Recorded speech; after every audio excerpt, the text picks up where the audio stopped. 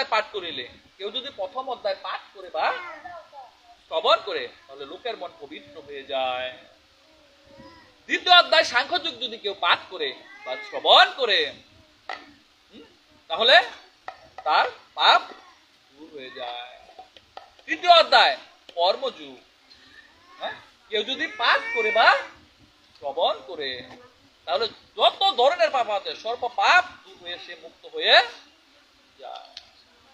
চতুর্থ অধ্যায় জ্ঞানযোগ, কেউ যদি পাঠ করে বা শ্রবণ করে, তাহলে ব্রহ্ম হত্যা জনিত পাপ এবং স্ত্রী হত্যা জনিত পাপ, যত পাপ আছে সর্ব পাপ দূর হয়ে যায়। পঞ্চম অধ্যায় কর্ম সন্ন্যাস যোগ, কেউ যদি পাঠ করে বা শ্রবণ করে, তাহলে 14 মহাপাপ দূর হয়ে যায়। ষষ্ঠ অধ্যায় অভ্যাস যোগ, কেউ যদি পাঠ করে বা শ্রবণ করে, তাহলে তার মন্দ বাক্য নাশ হয়ে যায়। সপ্তম অধ্যায় জ্ঞান বিজ্ঞান যোগ, কেউ যদি পাঠ করে বা শ্রবণ করে, তাহলে তার বুদ্ধি লাভ হয়ে যায়। অষ্টম অধ্যায় অক্ষর ব্রহ্মযোগ, কেউ যদি পাঠ করে বা শ্রবণ করে, তাহলে অখাদ্য এবং অপয়জত যত পাপ আছে সর্ব পাপ দূর হয়ে যায়। নবম অধ্যায় রাজবিদ্যা রাজগ্রহ যুগ, কেউ যদি পাঠ করে বা শ্রবণ করে, তাহলে তার পৃথিবী দানের মতো, একটা পৃথিবী দান করলে যে ফল লাভ হয় সেই ফল তার লাভ হয়ে যায়। দশম অধ্যায় বিভূতি যুগ, কেউ যদি পাঠ করে বা শ্রবণ করে, তাহলে তার পূর্ণ ভক্তি চলে আসে এবং তার সর্বপাপ দূর হয়ে সে তার শ্রেষ্ঠ জ্ঞান জন্মে যায়।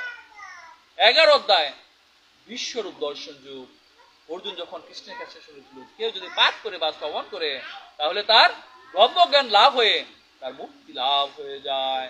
12 অধ্যায় ভক্তি যুগ, কেউ যদি পাঠ করে বা শ্রবণ করে, তাহলে তার সর্বপাপ দূর হয়ে বিশুদ্ধ ভক্তি জন্মে।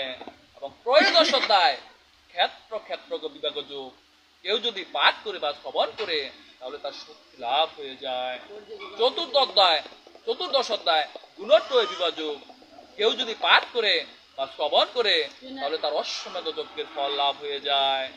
15 অধ্যায় পুরুষোত্তম যোগ, কেউ যদি পাঠ করে বা শ্রবণ করে, তাহলে তার যোগী হওয়ার সম্ভাবনা থাকে। এবং 16 অধ্যায় দৈবাস্য সম্পদ বিভাগ যোগ, কেউ যদি পাঠ করে বা শ্রবণ করে, তাহলে তার মানব সংসার বন্ধন হতে সে মুক্তি লাভ করে। এবং 17 অধ্যায় শ্রদ্ধাতয় বিভাগ যোগ, কেউ যদি পাঠ করে বা শ্রবণ করে, তাহলে রাষ্ট্রীয় যজ্ঞের যে ফল সে ফল তারা লাভ করে ফেলে। এবং 18 অধ্যায় মুখ্য যোগ, কেউ যদি পাঠ করে বা শ্রবণ করে, তাহলে তার সকল পাপ সব কিছু দূরীভূত হয়ে সে গোবিন্দের চরণ